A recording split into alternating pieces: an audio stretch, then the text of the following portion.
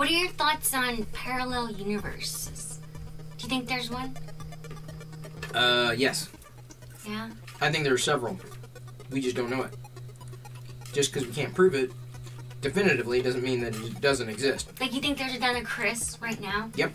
In a parallel universe? I think there are infinite number of Chris's across an infinite number of universes. Yeah. Because if this plane of existence is something that we are conscious in, then knowing what we know, do we think that what we understand is finite? Is time finite? And if time is not finite, then when did it start? And time and space, you know, they're two different, obviously, two different, what's the word I'm looking for? I'm not trying to sound smarter than I actually am, because I'm not. Yeah. But when we can't understand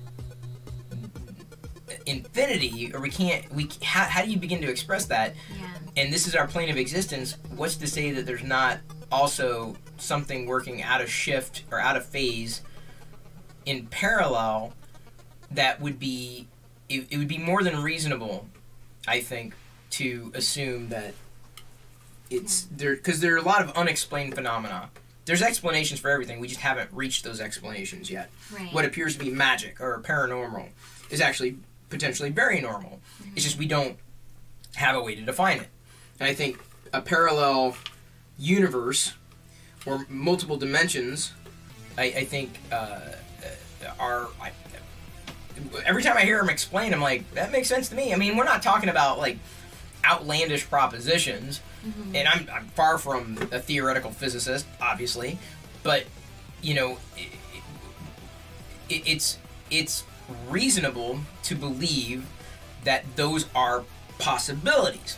Probability? I couldn't begin to tell you what the probability is. Well, think about, like, some big decisions in your life. Do you think there's a Chris that made the opposite decision? Yep. Isn't that interesting?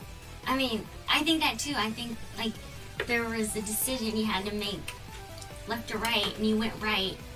You chose left. But and how your life went in that direction. Think about how many of those decisions you make on a daily basis, and every variation leads into a different series of circumstances. If a butterfly flaps its wings, you know, all these, just one small thing could make all the difference. And think of all those small differences that could make all the difference.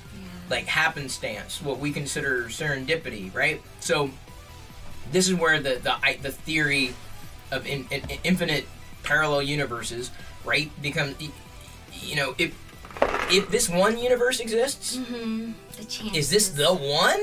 Right. Is that reasonable to believe that it's just the one, or is it more reasonable to believe that it is infinite?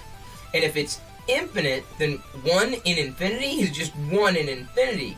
So if the parallel universes exist, every decision you make, you may have made the same decisions all the way through your life until that decision, and then once you make that decision, everything's different. Yeah.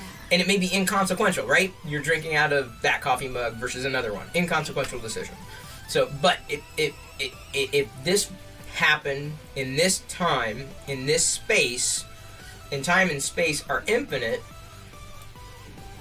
who are we to, how egotistical would it be to believe that this is just it, this is it. It's what we can see, it's what we can prove, right? But that does not mean that it begins and ends here. So I subscribe to the theory that it is infinite. Yeah. I get so frustrated because I wish I just knew. But I know it's, like, so beyond, like, I think it's beyond, like, our human minds, at least for now. Maybe in a parallel universe there is a Diana who already knows. That's frustrating. I'm serious. I know. I mean, decision. I mean, small things can make all the difference in the world. That's actually one of the more interesting parts of watching. What's the word? I mentioned watching it on Apple. For All Mankind, it basically the premise is that the Russians land on the moon first before Americans, and that sets into motion a series of just different things happen. Like, we're in a different race, and different things happen from there.